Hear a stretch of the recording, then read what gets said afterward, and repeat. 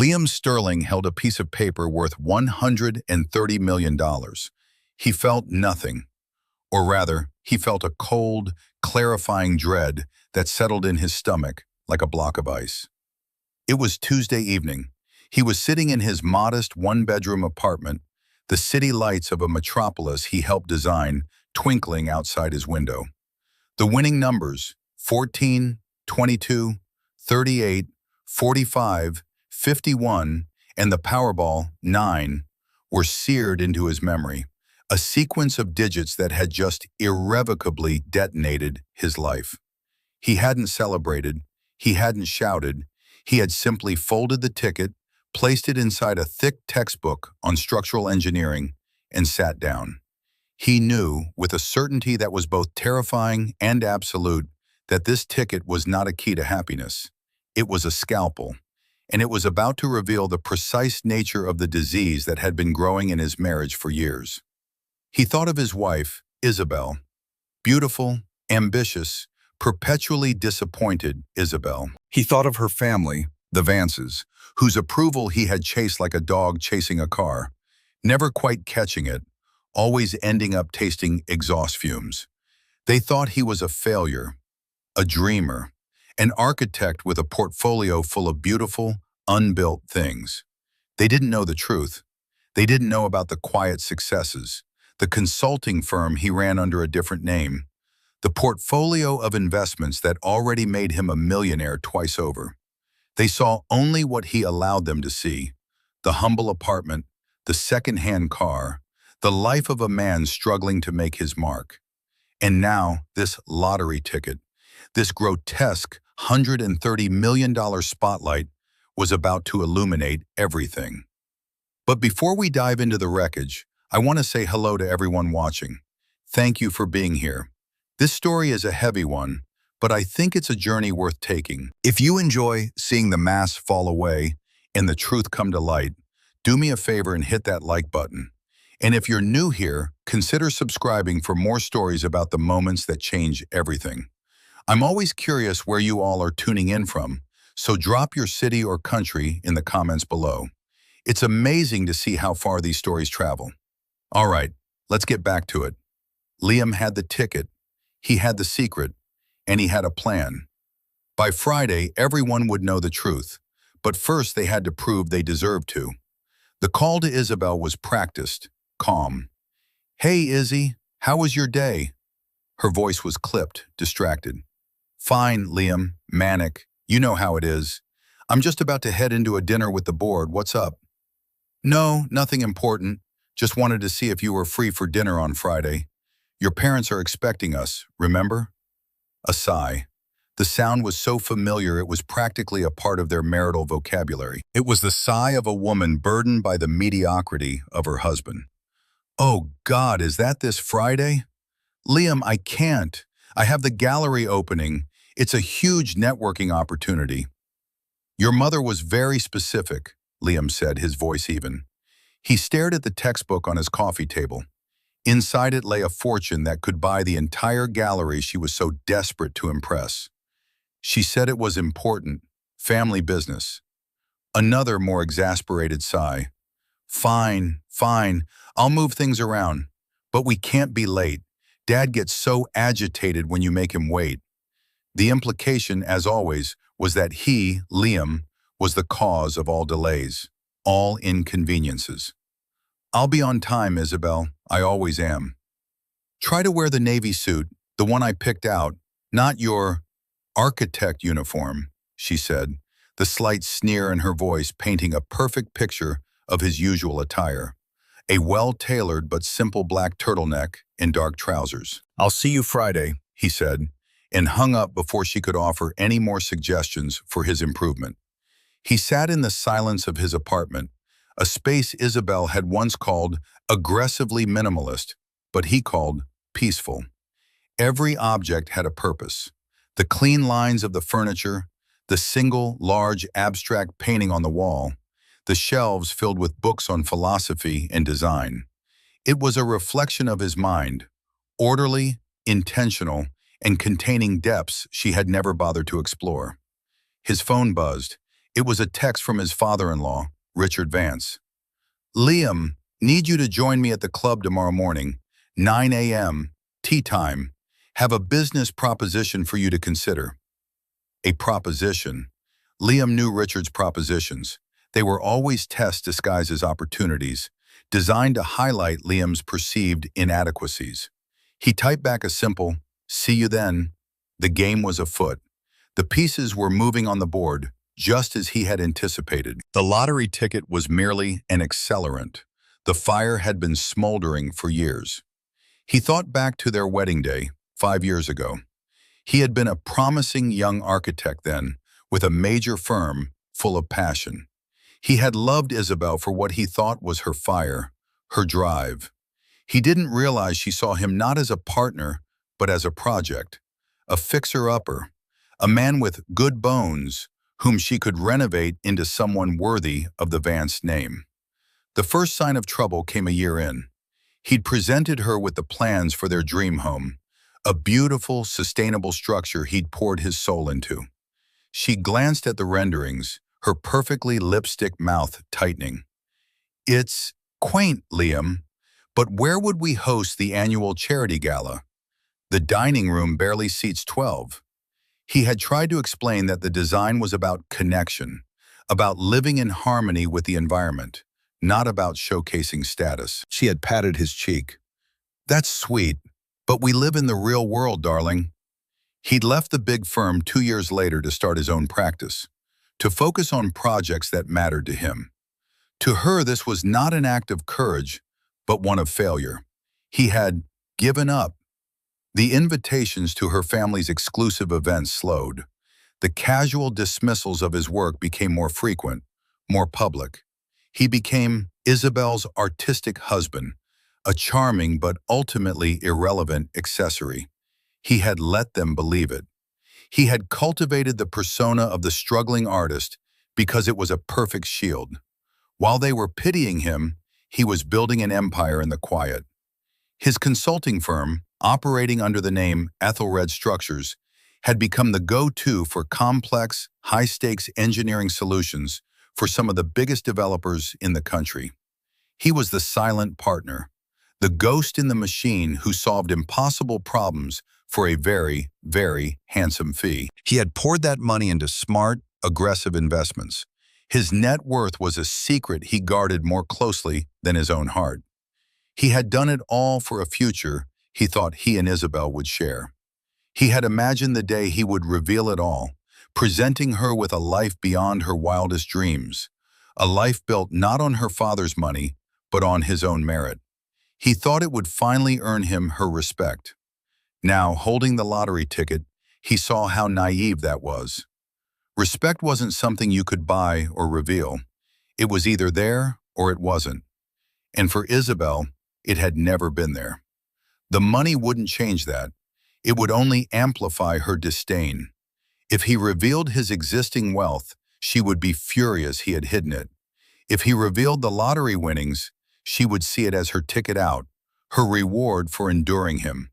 Either way, he, Liam Sterling, the man, would remain invisible. A grim smile touched his lips for the first time that night. They wanted to talk about business? They wanted to talk about assets and liabilities? Fine. By Friday, they would get the most thorough accounting of their lives. He picked up his phone and made a second call, this one to a number that wasn't in his regular contacts. "Marcus Thorne speaking." The voice was deep, calm, and carried the weight of 100 courtroom victories. "Marcus, it's Liam Sterling." "Liam, it's been a while. I trust the Phoenix Tower project is proceeding as planned?" "It is," Liam said, glancing at a framed photo on his desk. It wasn't of Isabel. It was an aerial shot of a massive construction site, the skeletal beginnings of what would be the city's tallest, most ambitious skyscraper, the Phoenix Tower, his secret masterpiece. But something else has come up, something significant. "I need to retain your services for a personal matter." There was a pause. "How significant?" Liam looked at the lottery ticket again. $130 million significant. Marcus Thorne, a man who had handled the divorces of billionaires and despots, was silent for a full 5 seconds. Then he chuckled, a dry, appreciative sound. "Well, Liam, you never were one for half measures, were you? My office, Thursday, 10 a.m. And Liam, don't sign anything, don't say anything, not to anyone. Am I clear?" "Crystal," Liam replied. The dread in his stomach was finally beginning to transform into something else, something hard and sharp and focused. It felt like purpose. The next morning, the air at the Oak Valley Country Club was thick with the smell of cut grass and entitlement. Richard Vance, tanned and immaculate in crisp white polo shirt, clapped Liam on the shoulder with a bonhomie that never quite reached his eyes. "Liam, good of you to come.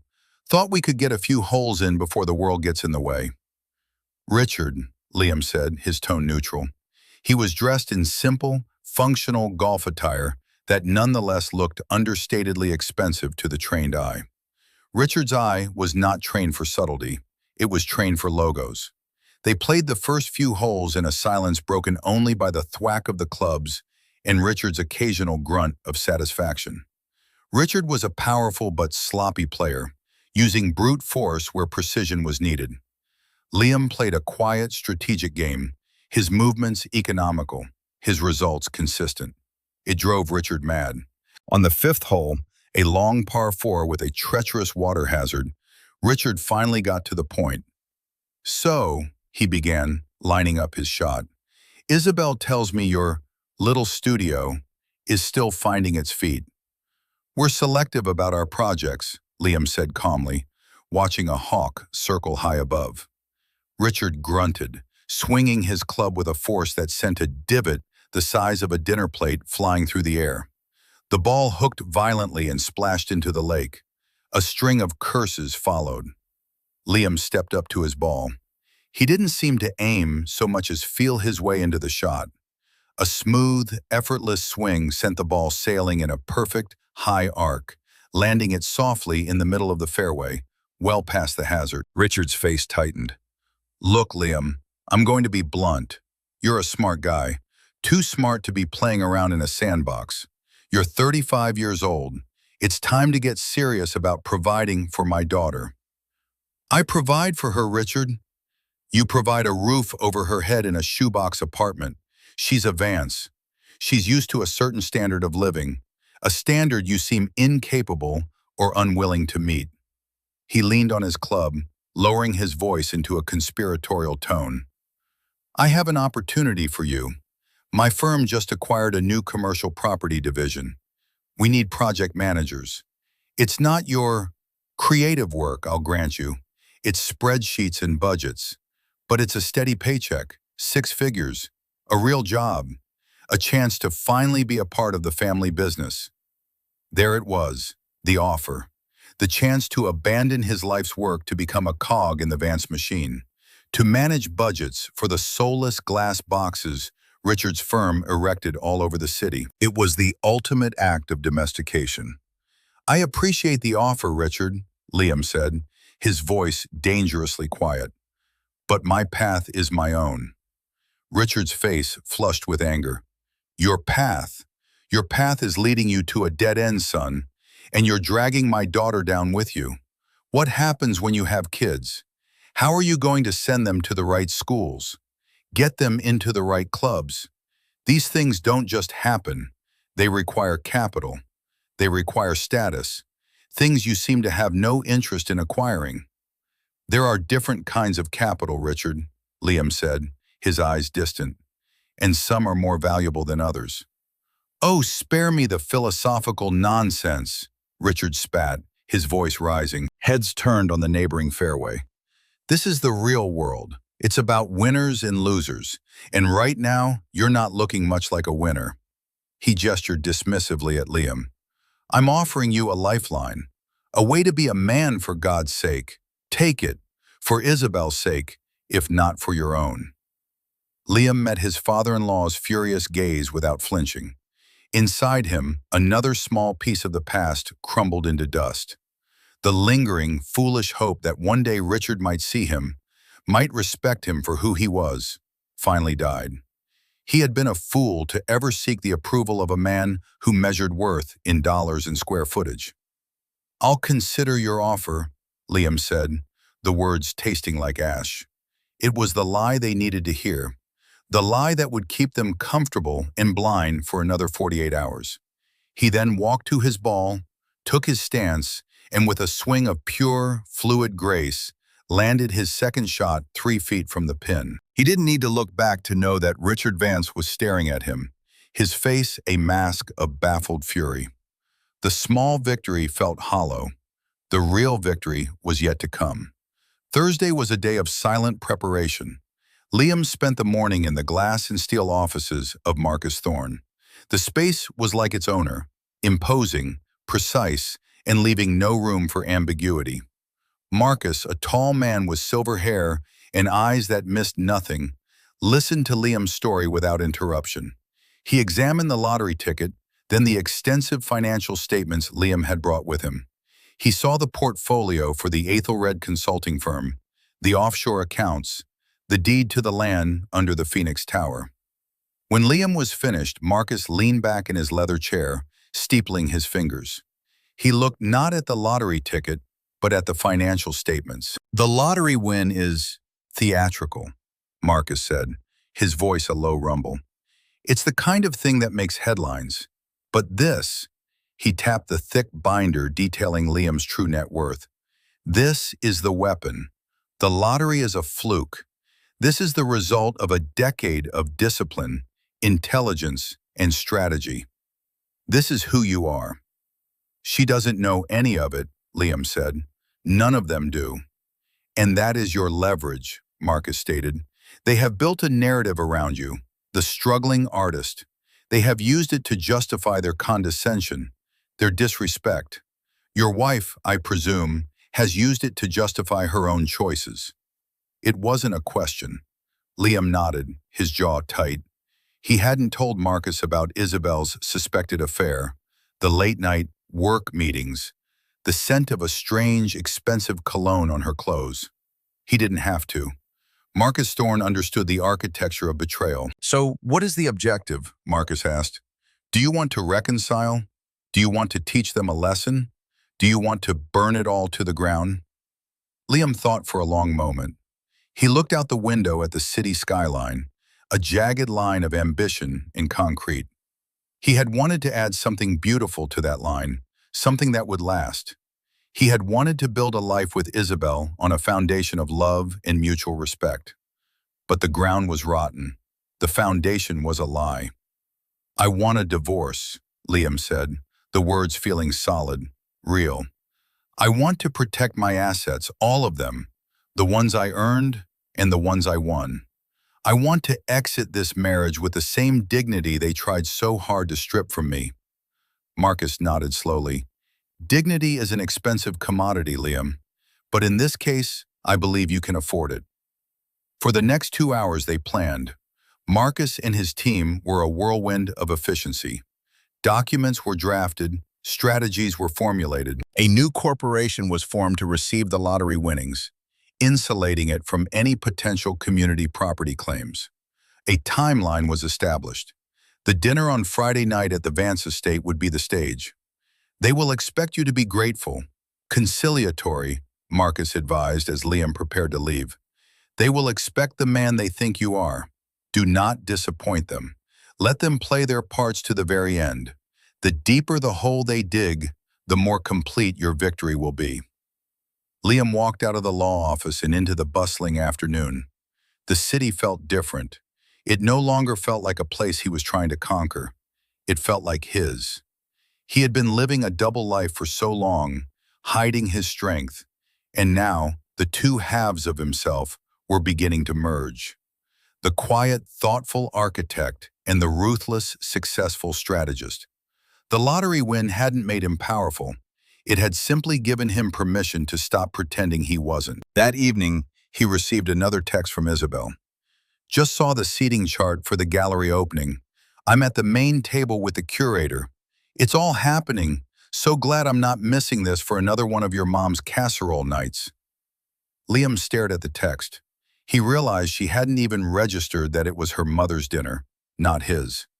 In her mind, anything tedious or familial was automatically associated with his side of the world, a world she had long since left behind.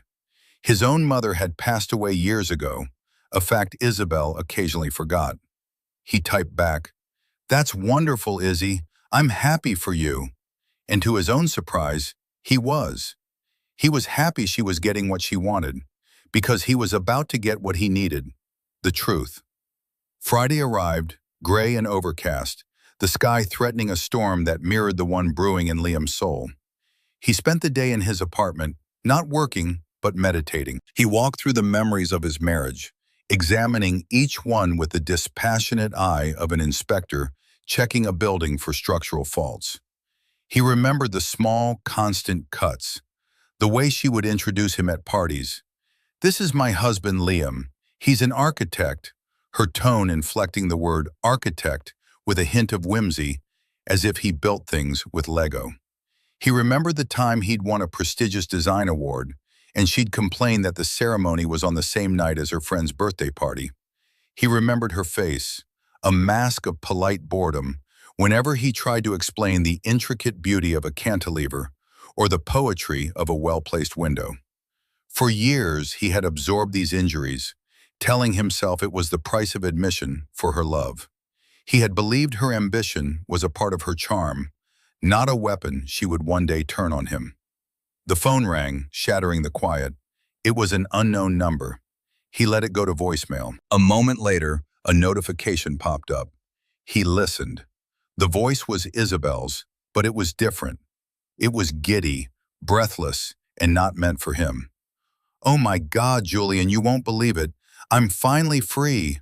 No, he hasn't told me yet, but I know it's happening. My father offered him a job, a pity job, really, and he'll have to take it. He has no choice. And once he's locked into Dad's world, he'll be so grateful, so manageable. I can finally start living my life. No more hiding. No more pretending to be interested in his sad little drawings. We can finally be together, properly." There was a pause in the sound of a man's low laughter on the other end. Julian, the curator from the gallery. I know, Isabel continued, her voice dropping to a conspiratorial whisper. "It's been hell. You have no idea what it's like to be tethered to someone with no ambition, no spark. But it's almost over. I just have to get through this one last ghastly family dinner tonight. I'll see you at the after party. Wear that blue shirt I like. I can't wait." The message ended. Liam stood motionless in the center of his living room. The air felt thin, hard to breathe. The ice block of dread from Tuesday night had shattered, and in its place, a white-hot, silent rage was rising. It wasn't the affair that wounded him most deeply. He had suspected that for months. It was the contempt, the utter, gleeful contempt for his life, his work, his very being. "Sad little drawings." The words echoed in the silent apartment. He walked over to his drafting table where the preliminary sketches for his next project lay. It was a community art center for an underserved neighborhood, a pro bono project he had taken on because he believed architecture had a moral duty. He ran his fingers over the clean, hopeful lines. Sad little drawings. The rage did not make him want to scream or break things. It settled into a profound, chilling calm. The last vestige of love, of hope for what they could have been, was gone, burned away by the acid of her words. He was no longer just seeking a divorce. He was executing a judgment. He got dressed. He chose the navy suit, the one she liked. It fit him perfectly. He looked in the mirror. The man staring back was a stranger he was just beginning to know. His eyes were clear, his expression unreadable. He picked up a slim leather briefcase. It did not contain architectural plans. It contained the documents Marcus Thorne had prepared. He walked out of his apartment, the home Isabel so despised, for the last time. The storm was about to break. The Vance estate was a monument to new money pretending to be old. A sprawling, faux Tuscan villa set on 10 manicured acres, It was designed to intimidate. As Liam's modest car crunched up the long gravel driveway, the house loomed, its windows glowing like judgmental eyes. The butler, a man who had been perfecting his look of faint disapproval for 20 years, opened the door. "Mr. Sterling, they are waiting for you in the drawing room." The drawing room was Richard Vance's throne room. It was dominated by a massive fireplace over which hung a portrait of Richard and his wife, Eleanor, looking regal and severe. Richard stood by the fire, a glass of scotch in his hand. Eleanor was perched on a silk settee, her posture rigid, and Isabel was a vision in a shimmering emerald dress, a triumphant smile playing on her lips. She looked like a woman who had just won the lottery.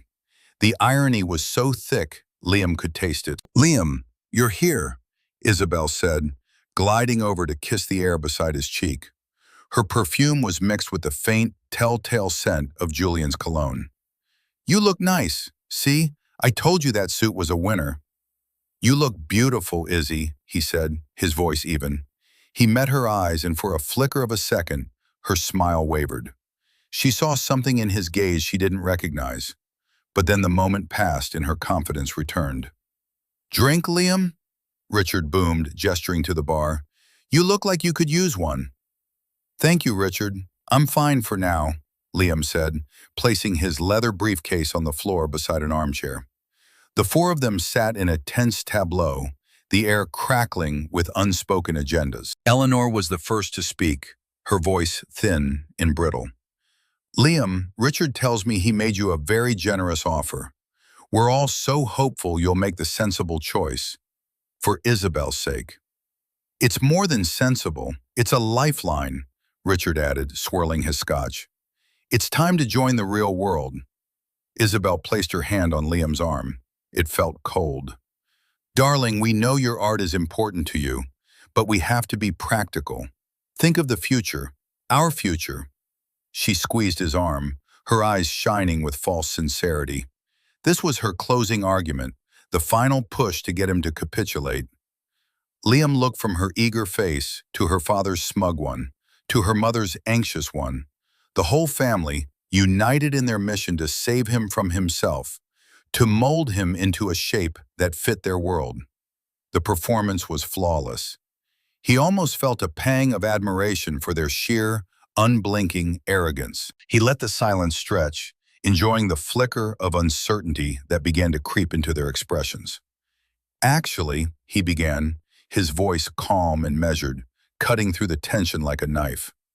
"That's what I wanted to talk to you all about tonight. The future." Richard leaned forward. "Good, so you've accepted my offer?" "No," Liam said simply. The word hung in the air. Richard's face began to darken. Isabel's hand recoiled from his arm as if it were burned. "No," Richard repeated, his voice dangerously low. "After everything I've laid out for you, the answer is no. My work is not something I'm willing to negotiate," Liam said, "and my future is not the one any of you have envisioned." Isabel laughed, a short, sharp, ugly sound. "Oh, Liam, don't be so dramatic. What future are you talking about? The one where you spend the rest of your life making sad little drawings in that dreadful apartment?"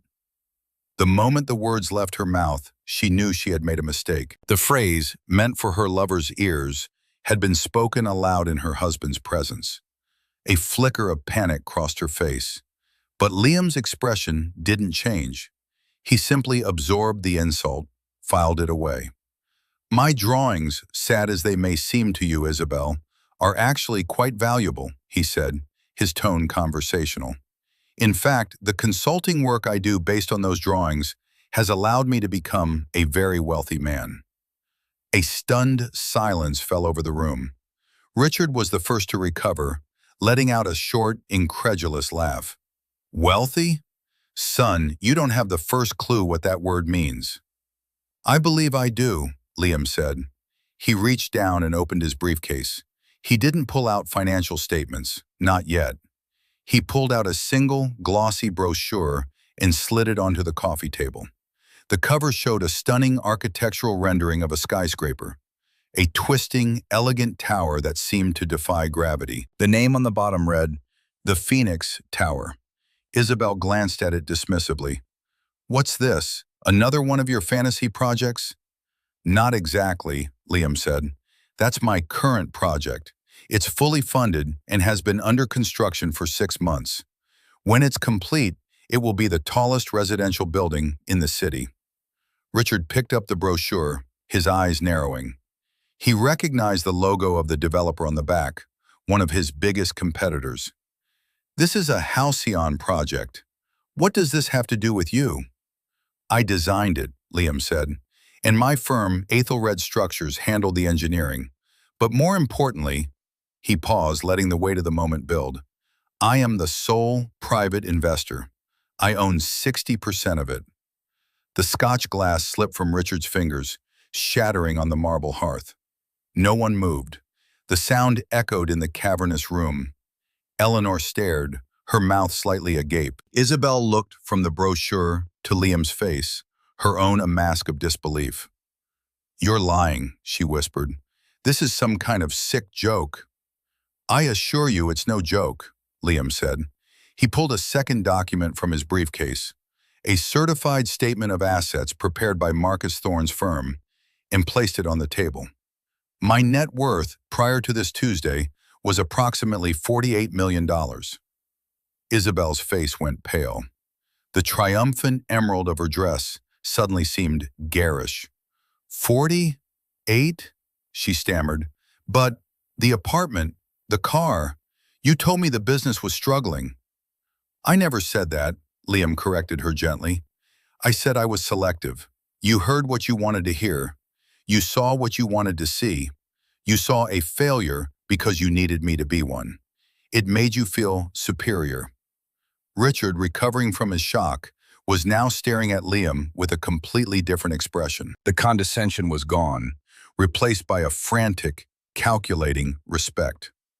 "48 million, he breathed.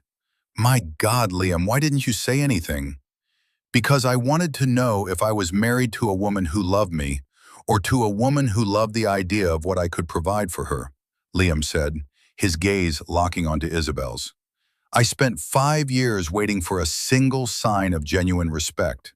For my work, for my mind, for me. I never got it." He then pulled a third item from his briefcase. It was a simple, folded piece of paper. He placed it on the table next to the financial statement. And then, on Tuesday, this happened. Isabel reached for it with a trembling hand. She unfolded it. It was a copy of the winning lottery ticket. "As of Tuesday evening," Liam stated, his voice devoid of all emotion, "my net worth increased by an additional $130 million, pre-tax." The room fell into a complete, deafening silence. The only sound was the frantic, ragged breathing of Isabel. She stared at the ticket, then at Liam, her eyes wide with a dawning, horrified understanding. It wasn't just the money, it was the fact that he had known. He had held this cataclysmic secret for 3 days, watching her, testing her, letting her walk right into the trap she had unknowingly set for herself. 100. Eleanor whispered the words, unable to comprehend the scale of it. Isabel finally found her voice. It was a choked, desperate sound. "Liam, baby, I don't understand." "I think you do, Isabel," he said, his voice softening into something almost pitying. "You married a man you thought was a project you could fix. You spent 5 years trying to demolish his dreams and rebuild him in your father's image.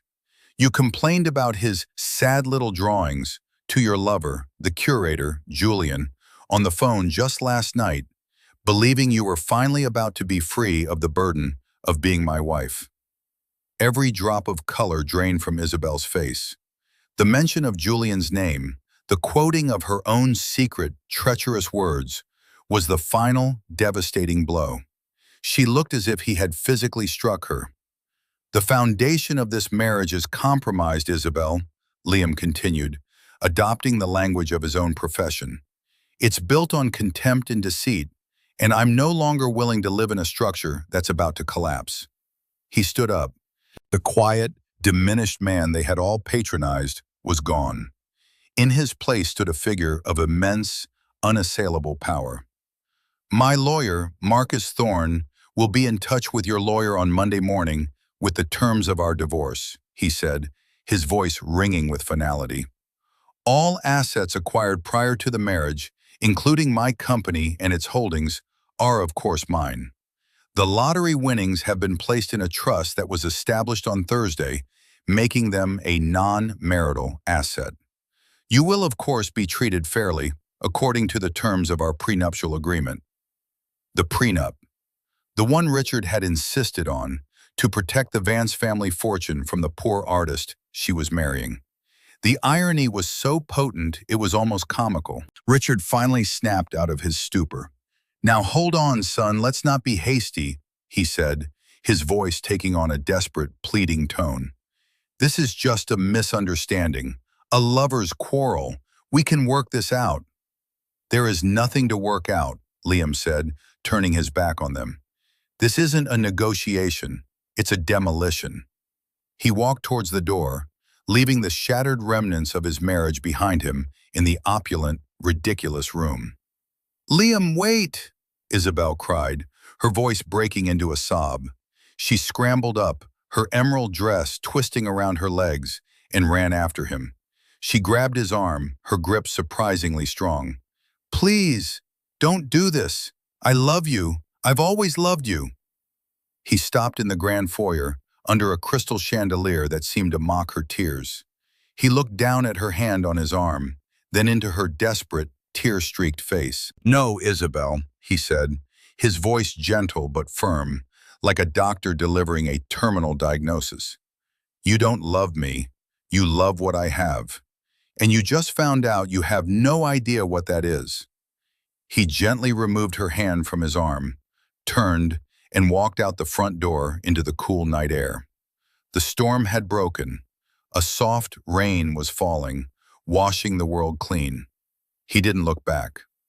The weeks that followed were a blur of legal maneuvering and deafening silence from the Vance family. Marcus Thorne handled everything with brutal efficiency. The divorce was swift and clean. The prenuptial agreement, which Richard had once brandished as his shield, became Liam's sword. It protected all of his premarital assets, which, to the Vance's horror, included the entirety of his $48 million fortune. The lottery winnings, secured in the newly formed trust, were untouchable. Isabel, through her lawyers, tried to fight it. She claimed emotional distress. She claimed he had deceived her by hiding his wealth. The judge, a stern woman in her 60s, was unimpressed. Marcus had presented the recording of the voicemail Isabel had left for her lover Julian. In the cold, sterile light of the courtroom, her words about his sad little drawings and her desire to be tethered to him no longer were damning. The case was dismissed. She was awarded a settlement that was, by any normal standard, generous. But to a woman who had, for one brief, shining moment, believed she was married to a man worth nearly $200 million, it felt like an insult. It was enough to live comfortably, but not enough to maintain the life of effortless luxury she believed was her birthright. The social and financial fallout for the Vances was catastrophic. The story, in a sanitized but still damaging form, leaked to the city's business journals. Richard Vance, the man who prided himself on his ability to judge character and value, had been spectacularly, publicly wrong about his own son-in-law. Competitors used it to question his judgment. Whispers followed him at the country club. He had tried to swallow a whale and had choked on it. His firm lost 2 major contracts in the months following the divorce, both to companies that had quietly partnered with Aethelred Structures. One afternoon, about 2 months after the dinner, Liam was at the construction site of the Phoenix Tower. He was standing on the 30th floor, an open-air platform of concrete and rebar looking out over the city. It was his city now, in a way it had never been before. His phone rang. It was an unknown number, but he knew who it was. He answered. Liam? The voice was Richard Vance's, but it was a voice he had never heard before. It was stripped of its bluster, its arrogance. It was the voice of a defeated man. "Richard," Liam said. There was a long pause. Liam could hear the sound of shallow breathing. I just wanted to. I was wrong, Liam, about everything. You're not the man I thought you were." "No," Liam agreed. "I'm the man I always was. You just never bothered to look." "The Phoenix Tower," Richard said, his voice full of a strange, broken awe. "I saw the latest progress reports. It's a masterpiece. You're not just a builder, Liam. You're an artist, a visionary." The praise which Liam had once craved so desperately now meant nothing. It was like receiving a love letter from someone who had already betrayed you. The words were correct, but the sentiment was worthless. "Is there a point to this call, Richard?" Liam asked, his tone not unkind, but weary. I want to ask you to reconsider," Richard stammered. "Isabel, she's not doing well. She's lost. She made a terrible mistake, but she knows that now. She loves you. She really does." Liam closed his eyes. He pictured Isabel, not as the triumphant woman in the emerald dress, but as a child lost in a forest of her own making. He felt a pang, not of love, but of a deep, sorrowful pity. "She doesn't love me, Richard," he said softly. "She loves the life she lost. She's mourning a future, not a husband. And you don't love me either. You respect my bank account. It's not the same thing." He could hear Richard start to protest, to argue, but he cut him off. "Let me give you some advice, Richard, the kind you once tried to give me. Stop focusing on assets and liabilities. Teach your daughter the difference between price and value. Maybe then she'll find a way to be happy." He ended the call. He didn't feel triumphant. He just felt quiet. The rage had passed, leaving a vast, clean space behind it. A few days later, Marcus Thorne met him for lunch at a small, unassuming restaurant downtown. "It's all finalized," Marcus said, sliding a folder across the table. "You are a legally and financially unencumbered man." "Thank you, Marcus, for everything," Liam said.